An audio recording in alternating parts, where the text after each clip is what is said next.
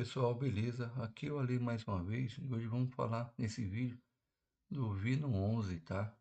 Que é um fundo aí de tijolo de base 10, teve um desdobramento aí e hoje está sendo cotado, né?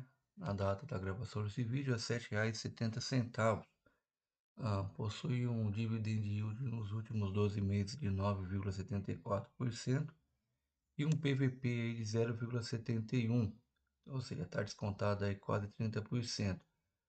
Liquidez diária média aí, né, no caso mais de 1 milhão, e porém, né, teve essa desvalorização aí de 15,38%, tá? A sua cotação aí na base de um ano, a gente pode observar que lá em novembro de 22, praticamente isso era cotado a R$ 9,10, 15 centavos, e hoje R$ 7,70.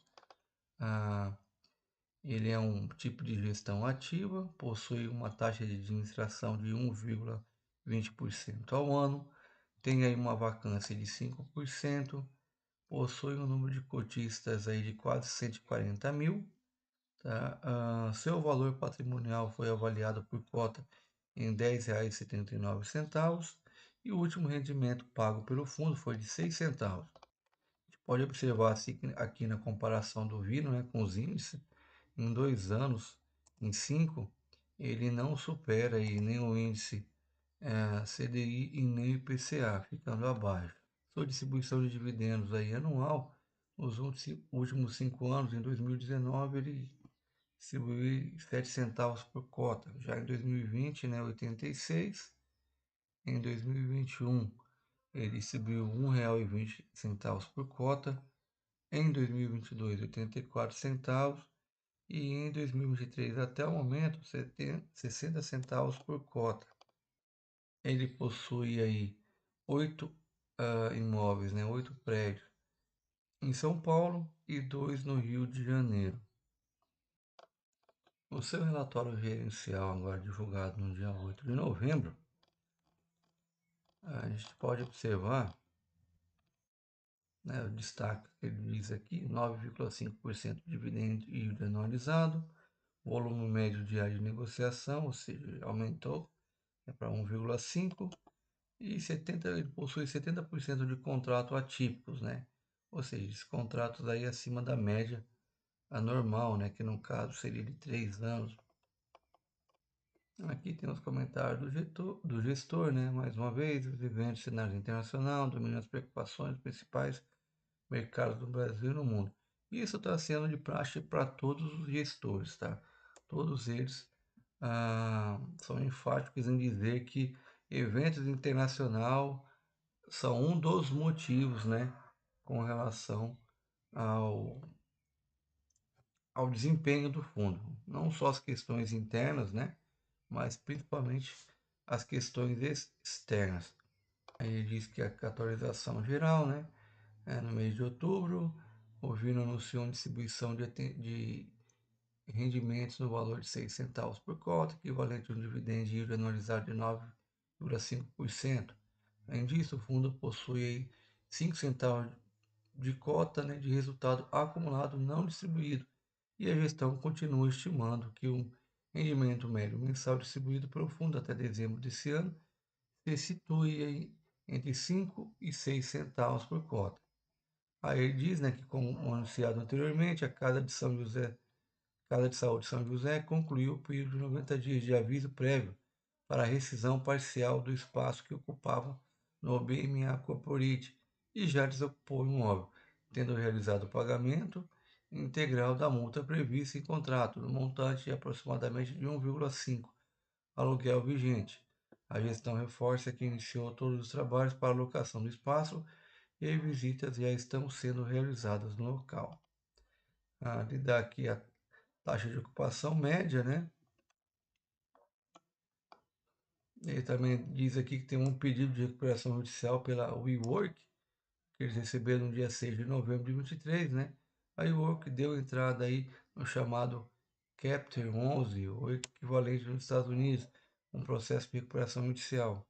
O processo permite que a empresa possa reestruturar suas dívidas e que possa resiliar contratos não lucrativos de arrendamento nos Estados Unidos e Canadá.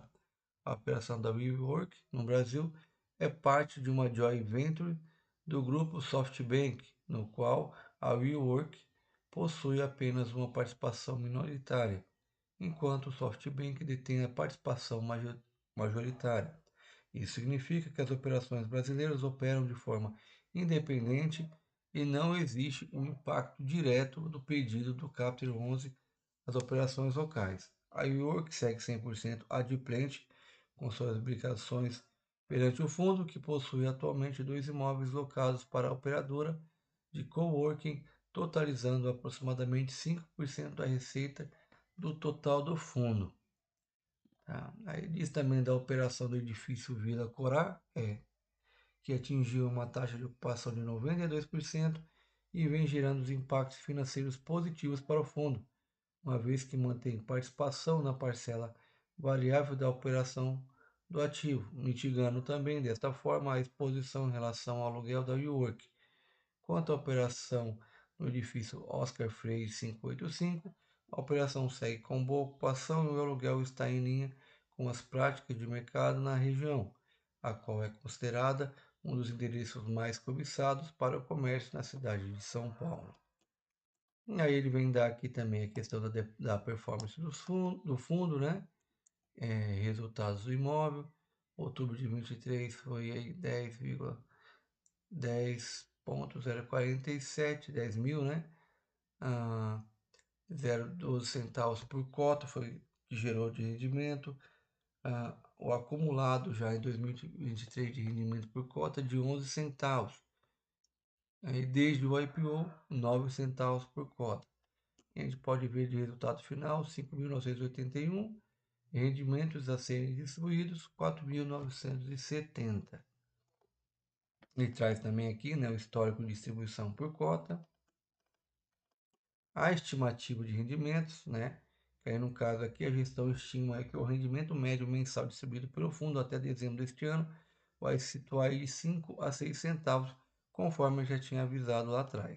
Graficamente falando, ele fala aqui que no caso, né, o Vino 11, ele lá de setembro a dezembro de 21 estava aí acima pelo menos, né, do IFIX. Aí após isso ele começou a cair. Porém, como aquele já havia dito lá atrás, ele não performa bem quando se comparado com o CDI e com o IPCA. Negociação do fundo, né? O fundo encerrou o mês de outubro com 143 mil cotistas, né? Mais 143 mil cotistas, um valor de mercado aí 629 milhões. O volume médio diário de negociação foi de 1,5 milhão, que representou um giro equivalente a 1% das cotas do fundo. E aqui ele traz o gráfico, né? Volume médio diário de negociação. Liquidez diária, gente, é sempre bem importante na questão, né, de você querer adquirir esses fundos, né? Ter uma certa agilidade na negociação, bem como também se você quiser se desfazer dos mesmos. Você não vai ter uma dificuldade para vendê-los. Aí ele cita aqui também a carteira do fundo, o patrimônio líquido do fundo ao final de outubro era de 897 milhões e as participações em ativos imobiliários totalizavam 1,350 bilhões, ou seja, 1 bilhão 350 mil.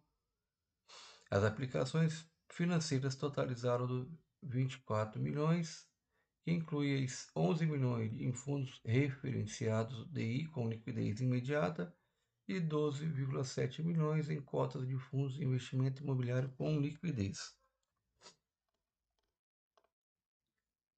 Indicadores operacionais, aluguel médio de contratos típicos, né? Que é de 121 a 119, comparando de novembro de 22 a outubro de 23. Taxa de ocupação média, ele veio lá de novembro de 23 a 97, né? 0,7 e hoje aí 95,1. Porém, a inadimplência também, você pode observar que a inadimplência é a líquida média, tá? De novembro até outubro veio zerada. E aqui ele destaca na questão do portfólio do fundo é composto por participação em 10 imóveis, totalizando mais de 86 mil metros quadrados de área bruta locável própria, tá? Diversificada na receita de aluguel própria por portfólio e por locatário.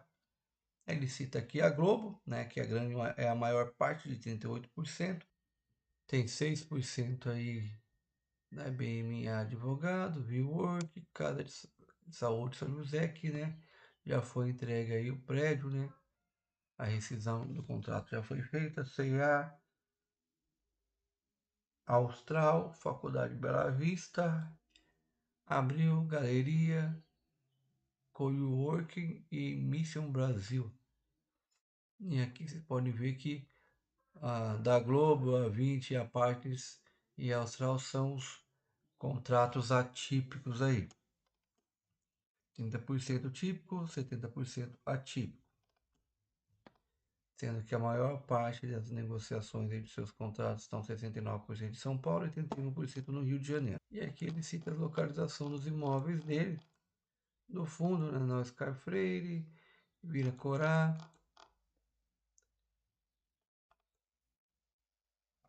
todos eles com taxação de ocupação em 100%, ou seja, pelo menos pelo relatório do fundo aqui, dá-se a entender que a vacância é 100%, é zerada, né? Tirando a parte agora da Casa Saúde São José, que, né, houve a rescisão do contrato. Mas esse, gente, foi o vídeo relacionado aí ao Vino 11, tá? Que é um fundo de tijolo, tá com um valor bastante descontado aí, praticamente 30%, sendo cotado a R$ 7,70. A gente pode ver que ele não possui muito imóveis, possui aí uma concentração gigante na emissora Rede Globo, tá? De um contrato atípico. É um fundo que, na minha visão, na minha opinião, está bem convidativo pelo preço, porém, se você é aquele investidor ou aquela investidora que preza por um rendimento um pouco acima da média de 10 centavos, não seria um bom fundo para se investir, tá?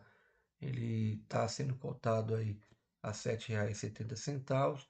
A gente pode observar que a média dele aí vai girar, como diz no próprio relatório inicial, de 5 a 6 centavos por cota até o final do ano. Vale lembrar que esse fundo teve um desdobramento, tá? Ele era na casa aí de R$ 60 e foi dobrado aí para base 10, tá? Mas você que vai tirar aí as suas próprias conclusões se vale ou não a pena investir nesse fundo, ok? Deixe aí no comentário o que vocês acharam desse fundo, se esse fundo aí por acaso agrega alguma coisa na carteira de vocês, se vocês acham viável investir nesse fundo, ou se tem algum outro semelhante que pague aí um dividendo a mais, né? E com um valor equiparável, digamos assim, ok? Agradeço a todos vocês que ficaram comigo até aqui. Fiquem todos com Deus e até o próximo vídeo. Falou!